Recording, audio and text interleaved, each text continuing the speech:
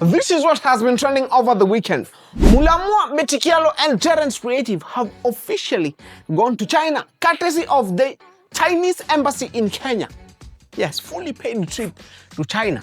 But Mulamwah anafaa tuoneshe connections zake. Because tell me how the guy made to China twice. But Mulamwah na trending. So I think the Chinese embassy inajuanga ikieka Mulamwah, lazima hiyo story to trend. Of which it is working. Raptcha ni scientist. Amechimba Khaligraph tena. Yes, anasema that Khaligraph alimshtaki kwa polisi. Okay, kuna kitu ameambia Khaligraph yenye si mzuri. Amemwambia ati alienda kasimamisha butchery kwa OB. Hapo Raptcha hiyo ni kali. Hiyo joke ni kali. And talking of police station, Geoffrey Mosiria has said that he will be arresting, Kanjos will be arresting anyone who will be littering in and around Nairobi. Yes. Tumedeploy our officers, watakuwa wanachukulia hatua. Unashikwa na funguliwa mashtaka ya dumping. Ukipatikana ukirusha takataka ovyo ovyo, unalala ndani literally. But at this point, in 2025, kama bado wewe unatupa takataka randomly, you have a long way to go. Umekula tu ma smoky or something, alafu unatupa takataka tu hapo like ni kiki unawe. What is wrong with your cogosity? Can't you just kunja hiyo karatasi vizuri, weka kwa mfuko or kwa bag yako? Failure. Kuna wanaume wanaona dust kwa DM ya Thicky Sandra. Yeah, apparently, si unakumbuka kuna time Thicky Sandra alisema kama unataka namba yake, unalipa 3,500. So, kuna watu walilipa, a couple of them. And walienda huko WhatsApp wakaanza kulengwa. Huyu jamaa amecomplain, anaambia Thicky Sandra that amufanyie refund. Failure. Unanunua namba na 3,500. Namba yenye Safaricom wanauza 100. Yaani ni kama umenunua namba 35. Tujiheshimu bwana. Failure. Manchester United nakwambia inatuonesha dust huku nje. Tell me why these guys wamepigwa 3 jana na Manchester City. Okay, it is not a surprise. Yeah, we know tulikuwa tunataka kupigwa, but hey, si hata tungejaribu bana.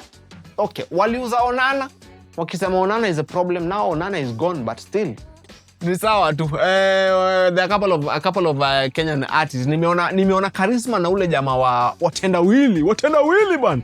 Yes, wamebetiana. Okay, make a bet that Charisma anasema that Manchester United itamaliza top 4 in the league. Mimi nasema 50k Man inamaliza top 4 the end of the season. One game a week. As a Manchester United fan, mimi hata sina maoni.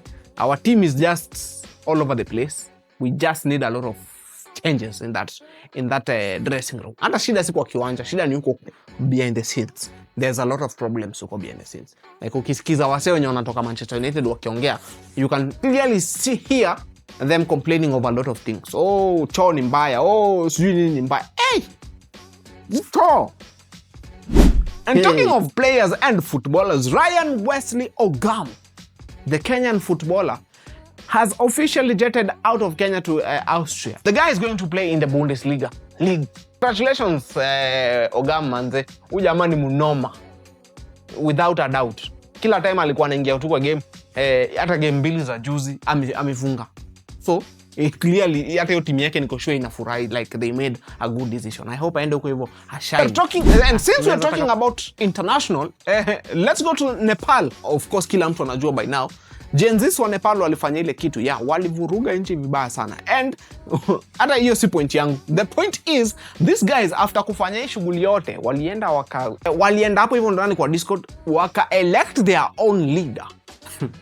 Their own prime minister on that Discord server. And now the prime minister is in office. Hata hawaku-elect ati Gen Z mwenzao wali-elect an elderly leader. And the prime minister anaitwa Sushila Kaki, and she is the first female prime minister in Nepal. Sawa? Na hapo ndo tumekafungia, man. Keep on keeping on. Until next time, guys. Stay safe.